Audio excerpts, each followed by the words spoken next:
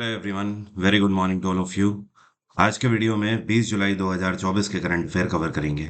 आज की हेडलाइन ये है कि सूर्य कुमार यादव को अब से T20 फॉर्मेट में कैप्टन बना दिया गया है। इससे पहले रोहित शर्मा कैप्टन थे, लेकिन आपको पता होगा T20 वर्ल्ड कप जीतने के बाद रोहित शर्मा और विराट कोहली ने T20 फॉर्मेट से संन्यास ले लिया है। अब वो केवल ओडीआई और टेस्ट फॉर्मेट में ही खेलेंगे। तो अब से न्यू कैप्टन होंगे सूर्य कुमार यादव।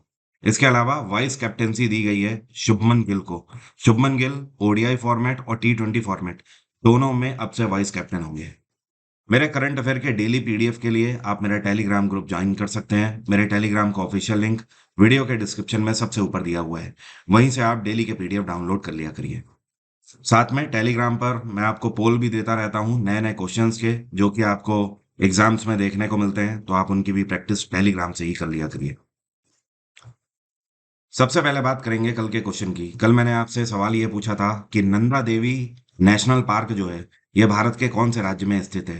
तो वो सभी स्टूडेंट जिन्होंने उत्तराखंड आंसर दिया है, उन सभी का आंसर सही है।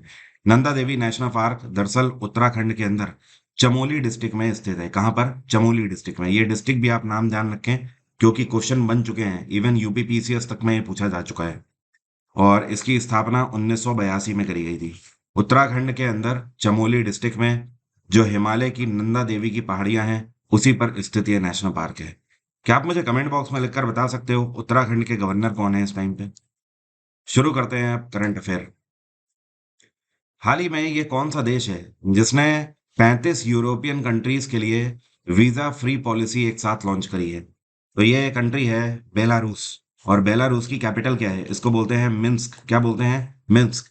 तो बेलारूस की गवर्नमेंट ने हाल ही में फैसला लिया है कि 35 यूरोपियन कंट्री जो कि बेलारूस से सटे हुए हैं यूरोप में, उन सभी को वीजा फ्री पॉलिसी के अंतर्गत रखा जाएगा। और इसकी शुरुआत कल से हो चुकी है, मतलब 19 जुलाई से इसकी शुरुआत हो चुकी है। और ये 31 दिसंबर तक ये फैसिलिटी 35 कंट्रीज के जो सिविलियंस होंगे वो इसे अवेल कर सकते हैं। मतलब कहने का ये है कि यूरोप के ये 35 कंट्रीज हैं जिनके सिविलियंस बेलारूस की यात्रा कर सकते हैं विदाउट एनी वीजा। डायरेक्टली अपनी टिकट कराएं और पासपोर्ट लेके पहुंच जाएं, उन्हें एंट्री मिल जाएगी। ये फैसला बेलारूस की सरकार ने पर्यटन को बढ़ावा देने के लिए और साथ में आपस के कंट्रीज के साथ अपने संबंधों को बेहतर बनाने के लिए किया हुआ है। बेलारूस में इस टाइम पे प्रेसिडेंट है, इनका नाम है अलेक्जेंडर ल्यूकाशेंको। क्या नाम है? अलेक्जेंडर ल्यूकाशेंको। क्या आप बता सकते हो इस टाइम पर पूरे दुनिया में कितने ऐसे देश हैं जो कि भारतीयों को वीजा फ्री एंट्री देते हैं? तो जिस हिसाब से हमारी पासपोर्ट रैंकिंग है, इस टाइम पे दुनिया में 57 ऐसे कंट्रीज हैं जहां पर भारतीयों को वीजा फ्री एंट्री है। ये कौन से दो देश हैं जो कि फैसला ले चुके हैं कि अगले 15 सालों में ये एक साथ मिलकर $100 बिलियन का इन्वेस्टमेंट करेंगे? तो भारतीय सरकार ने स्विट्जरलैंड की गवर्नमेंट के साथ ये पैक्ट साइन किया है। स्विस गवर्नमेंट और इंडियन गवर्नमेंट दोनों एक साथ मिलकर अगले 15 सालों में ट्रेड के क्षेत्र में $100 बिलियन का निवेश करेंगे। हाल ही में union minister commerce and industry Piyush Goyal Switzerland की यात्रा पर थे, और तब जाकर यहाँ पर यह फैसला लिया गया है। और इतना ही नहीं, ये जो 15 सालों में इन्वेस्टमेंट होगा, इसकी मदद से 1 मिलियन भारतीयों को रोजगार भी मिलेगा। मतलब करीब 10 लाख भारतीयों को इससे रोजगार दिया जाएगा। और स्विट्जरलैंड की कैपिटल क्या है? इसको बोलते हैं बर्न। यहाँ पर करेंसी चलती है फ्रैंक। और यहाँ के राष्ट्रपति कौन है? इनका नाम है वियोला एमहर्ड। मैं यहाँ पर लिखता हूँ वियोला एमहर्ड। जर्मनी की कैपिटल है बर्लिन, फ्रांस की कैपिटल है पेरिस एंड इटली की कैपिटल है रोम। एक किताब हाल ही में लॉन्च हुई है जिसमें राष्ट्रपति द्रौपदी मुर्मू की सबसे बेहतरीन स्पीचेस को शामिल किया गया है। इस किताब का नाम क्या है? तो इसका नाम है wings to our hopes volume 1। और इसको कल के दिन ही लॉन्च किया गया है नई दिल्ली से। इसमें पिछले एक साल की राष्ट्रपति द्रौपदी मुर्मू की जो बेस्ट स्पीचेस हैं, तो 75 स्पीचेस को इसमें शामिल किया गया है, जो कि अपने शुरुआत के कार्यकाल में उन्होंने दी हुई है। इस किताब को दोनों भाषाओं में लॉन्च किया गया है, हिंदी और इंग्लिश में। यहाँ पर आप वॉल्यूम 1 पे भी लिखा देख सकते हो, जुलाई 2022 से लेकर जुलाई 2023 तक के बीच के 75 स्पीचेस हैं इसमें। इस प्रोजेक्ट का नाम क्या है जिसको यूजीसी के द्वारा हाल ही में लॉन्च किया गया है? यूजीसी जिसको बोलते हैं यूनिवर्सिटी ग्रांट्स कमीशन। पूरे भारत में जितने भी कॉलेज हैं, जितने भी यूनिवर्सिटीज हैं, सबको यूजीसी से अप्रूवल मिलना जरूरी होता है। अगर यूजीसी से किसी को अप्रूवल नहीं मिला है, तो ये आप समझिए कि उसको कोई भी रिकॉग्निशन नहीं है उस एजुकेशनल संस्थान को। तो यूजीसी एक तरीके से आप बोल सकते हो फादर की तरह कार्य करती है इन इंडियन एजुकेशन सिस्टम में। तो इन्हीं के द्वारा भारतीय भाषाओं में 22,000 किताबों को लॉन्च किया जाएगा। तो इस प्रोजेक्ट का नाम क्या रखा है इन्होंने? इसका नाम रखा है प्रोजेक्ट अस्मिता। यहाँ पर अस्मिता का एक प्रॉपर फुल फॉर्म है, इसको क्या बोलते हैं तो आप ये भी ध्यान रखें, मैंने वैसे पीडीएफ पे भी आपको दे दिया है। इसका मतलब है augmenting study materials in Indian languages through translation and academic writing. और इसमें क्लास फर्स्ट से लेकर क्लास 12th तक की जो करिकुलम, जो सिलेबस है, उन्हीं सिलेबस को भारत की डिफरेंट डिफरेंट भाषाओं में लॉन्च किया जाएगा। इसका मेन उद्देश्य ये है कि भारतीय नेटिव लैंग्वेजेस जो हैं उनको प्रमोट करना, जैसे कि गुजराती, महाराष्ट्रियन, हिंदी, बंगाली, कन्नड़, तमिल, ठीक है, इस तरीके से। और यूजीसी की स्थापना कब करी गई थी? 1956 में इसकी स्थापना करी गई थी। इसका हेडक्वार्टर है नई दिल्ली और इसके चेयरपर्सन है एम जगदीश कुमार। कौन है? एम जगदीश कुमार। यह कौन सा संस्थान है जिसके द्वारा स्टूडेंट्स के लिए एक नया स्कॉलरशिप प्रोग्राम लॉन्च किया गया है? तो भारतीय एयरटेल फाउंडेशन के द्वारा यह प्रोग्राम लॉन्च किया गया है। जी हाँ, ये वही एयरटेल है जिसका नेटवर्क आप लोग यूज करते हो या सिम यूज करते हो, उन्हीं की एक फाउंडेशन है ये जो फाउंडेशन है, ये बीच बीच में आकर लोगों के वेलफेयर के लिए कार्य करती रहती है। भारतीय एयरटेल इस साल अपनी 25वीं एनिवर्सरी मना रहा है। इसके उपलक्ष्य में इन्होंने एक स्कॉलरशिप प्रोग्राम लॉन्च किया है। पूरे भारत भर से 250 स्टूडेंट्स को सिलेक्ट किया जाएगा और उनकी हायर स्टडीज के लिए दुनिया भर की बेस्ट यूनिवर्सिटीज में एयरटेल फाउंडेशन के द्वारा उन स्टूडेंट्स को भेजा जाएगा। फिलहाल मैं आपको बता दूं, भारतीय एयरटेल फाउंडेशन ने पहली बार ऐसा स्कॉलरशिप प्रोग्राम लॉन्च किया है। आगे आने वाले समय में ये चाहते हैं कि एक साथ 4,000 स्टूडेंट्स को ये दुनिया भर में हायर स्टडीज का मौका दे सकें। फिलहाल इन्होंने इस बार 250 स्टूडेंट से इसकी शुरुआत करी हुई है। और एयरटेल की स्थापना 1995 में करी गई थी। हेडक्वार्टर है इसका नई दिल्ली। इसका सीईओ है गोपाल विट्ठल। क्या नाम है? गोपाल विट्ठल। ये कौन सा बैंक है जिसने डिपॉजिट्स के लिए एक नई स्कीम लॉन्च करी है जिसका नाम है अमृत वृष्टि? तो इसकी शुरुआत स्टेट बैंक ऑफ इंडिया के द्वारा करी गई है। अब देखिए इसमें खास बात क्या है? खास बात है इसका rate of interest. State bank of India ने ये जो नई योजना लॉन्च करी है, इसके अंतर्गत इनका कहना है कि अगर आप फिक्स्ड डिपॉजिट करते हैं स्टेट बैंक ऑफ इंडिया में 444 दिनों के लिए, तो आपको रेट ऑफ इंटरेस्ट स्पेशल मिलेगा, मतलब 7.25 का आरओआई आपको यहाँ पर मिलेगा।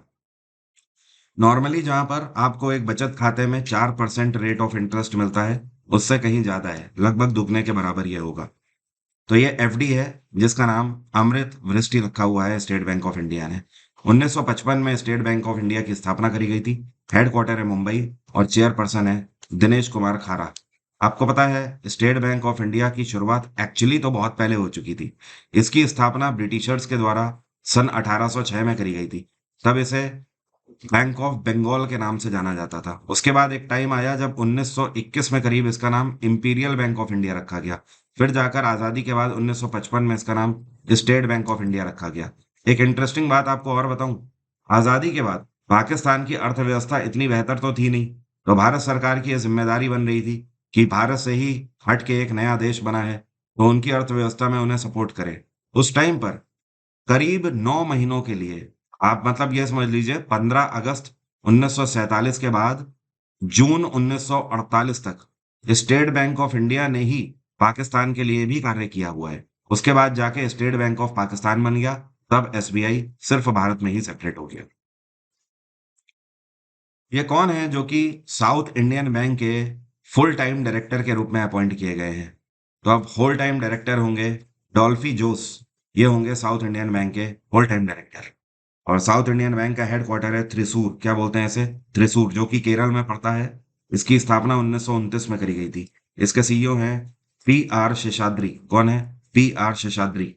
ध्यान रहे मैंने आपको 3 दिन पहले बताया था पेटीएम पेमेंट बैंक के नए सीईओ कौन बने हैं। ये हैं अरुण बंसल। वेरी इंपॉर्टेंट है, इनका नाम आप ध्यान रखें।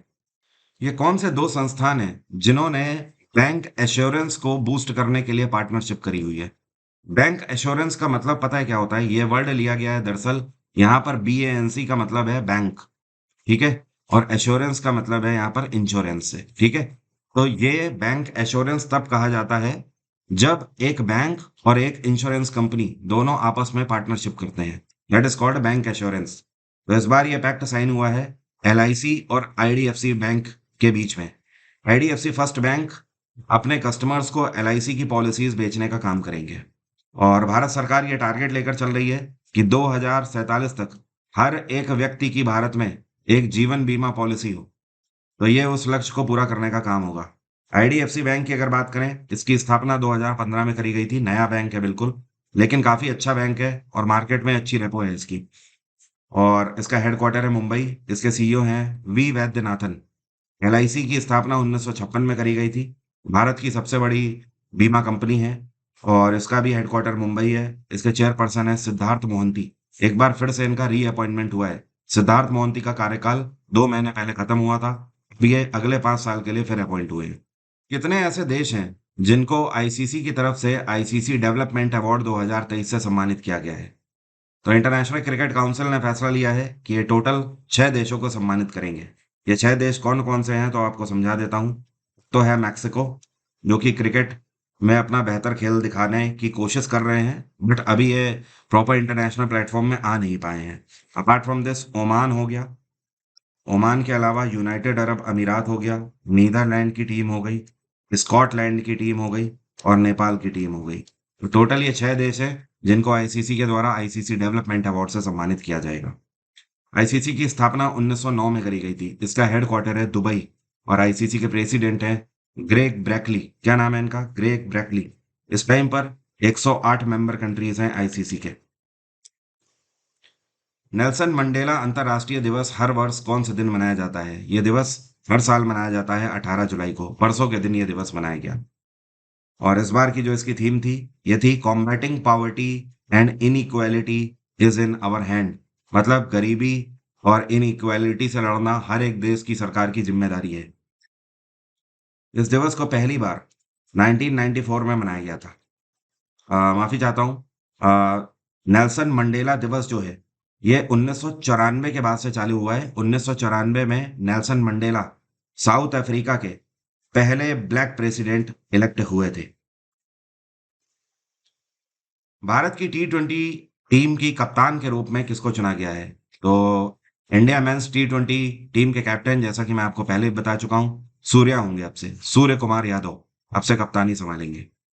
और वाइस कैप्टन कौन है? शुभमन गिल। और हाल फिलहाल में श्रीलंका का दौरा चालू होने वाला है, जहां पर कुछ T20 मैचेस हैं, कुछ ODI मैचेस हैं। तो ODI मैचेस में रोहित शर्मा कप्तानी करते हुए दिखेंगे, T20 फॉर्मेट में सूर्य कुमार यादव दिखेंगे कैप्टनसी करते हुए। नेशनल फिल्म डेवलपमेंट कॉरपोरेशन, जिसको NFDC भी बोला जाता है, इन्होंने कौन सी कंपनी के साथ पैक्ट साइन किया है और इनके साथ मिलकर ये वॉइस ओवर आर्टिस्टों के लिए एक अप स्किलिंग प्रोग्राम लॉन्च करने वाले हैं? तो इन्होंने नेटफ्लिक्स के साथ पैक्ट साइन किया हुआ है। तो ऐसे आर्टिस्ट होते हैं ना, जो कि किसी वीडियो के पीछे अपनी आवाज देने का काम करते हैं, उन्हें वॉइस ओवर आर्टिस्ट बोला जाता है। तो उन्हें मल्टीपल लैंग्वेजेस में सपोर्ट करने के लिए यह program national film development corporation ने लॉन्च किया है। और क्योंकि भारत का यह संस्थान है और फिल्म डेवलपमेंट कॉरपोरेशन है, तो ये चाहते हैं कि भारत की अलग अलग नेटिव लैंग्वेजेस जो हैं, उनमें भी नेटफ्लिक्स में कई तरीके की वेब सीरीज उपलब्ध हों। इसके अलावा टीवी शोज हो गए, मूवीज हो गई, ये सारी चीजें उपलब्ध हों नेटफ्लिक्स में। और NFDC की स्थापना 1975 में करी गई थी। इसका हेडक्वार्टर है मुंबई और इसके मैनेजिंग डायरेक्टर है पृथुल कुमार। क्या नाम है? पृथुल कुमार।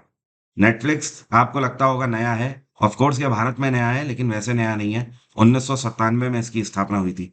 हेडक्वार्टर है इसका कैलिफोर्निया। मानसून ऑफर चल रहा है, आप मेरा GSGK का बैच अवेल कर सकते हैं। आपको पता ही है SSC CGL के फॉर्म भरे जा रहे हैं। 1 और 2 अगस्त को आपको आखिरी मौका मिलेगा, अगर आपने फॉर्म में कोई गलती करी है उसे सुधार के लिए। तो help50 आप कोड लगाकर अपनी हेल्प कर सकते हैं। डायरेक्ट 50% का इस टाइम पर आपको डिस्काउंट मिल जाएगा। और इस बैच की मदद से आप एक ही बार में घर बैठ के आराम से अपनी GS कंप्लीट कर सकते हैं। मेरा जो GS का बैच है, इसमें मैंने history, polity, geography, science, economics, computer, पिछले 5 सालों के PYQs और वन लाइनर क्रैश कोर्स ये सब कुछ मैंने एक ही बार में कवर किया हुआ है। आपको पता है जो सीजीएल का एग्जाम है ये सितंबर या अक्टूबर के महीने में हो जाएगा, या ऐसा भी हो सकता है सितंबर लास्ट से शुरू होकर अक्टूबर स्टार्ट में खत्म हो जाए। तो उस केस में आप देख सकते हो आपके पास इतना समय है ही नहीं कि आप लाइव बैचेस से कवर कर पाओ, क्योंकि लाइव बैचेस में आपको क्लासेस का इंतजार करना होता है। और अगर आप उस टाइम तक केवल सिलेबस ही खत्म करोगे तो आप प्रैक्टिस कब करोगे? तो मेरा आपको ये बेस्ट सजेशन है, अगर आप इस बार सिलेक्शन चाहते हैं तो इस बार जीएस का सिलेबस अगले 15 से 20 दिन में इस बैच की मदद से खत्म करिए, और उसके बाद मेरे द्वारा कराए गए यूट्यूब पे जो भी पीवाईक्यूज हैं उन सबको एक बार गो थ्रू करिए। मैं भी देखता हूँ इस बार सिलेक्शन कैसे नहीं होता है, लेकिन जरूरत है तो एक प्रॉपर स्ट्रैटेजी की बस। और इसके अलावा आप एग्जाम इंजन एप्लीकेशन में ओनली हिस्ट्री, ओनली पॉलिटी, बहुत सारे ऐसे ऑप्शन हैं कि केवल आप सब्जेक्ट वाइज भी कोर्सेज को अवेल कर सकते हैं, या फिर आप डुओ बैचेस को भी अवेल कर सकते हैं जैसे कि जीएस के साथ साथ रीजनिंग, तो इसमें एक्स्ट्रा डिस्काउंट आपको मिल जाता है। आज की बात यहीं तक रहेगी, और इन बैचेस का डायरेक्ट लिंक वीडियो के डिस्क्रिप्शन में दिया हुआ है। तो मेरा आज का सवाल आपसे, आपको बताना है अजंता की जो गुफाएं हैं इनका निर्माण कौन से काल में हुआ था?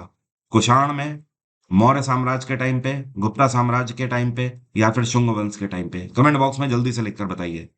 Thank you so much, have a nice day, take care, bye bye, आपका दिन मंगलमय हो। Oh no!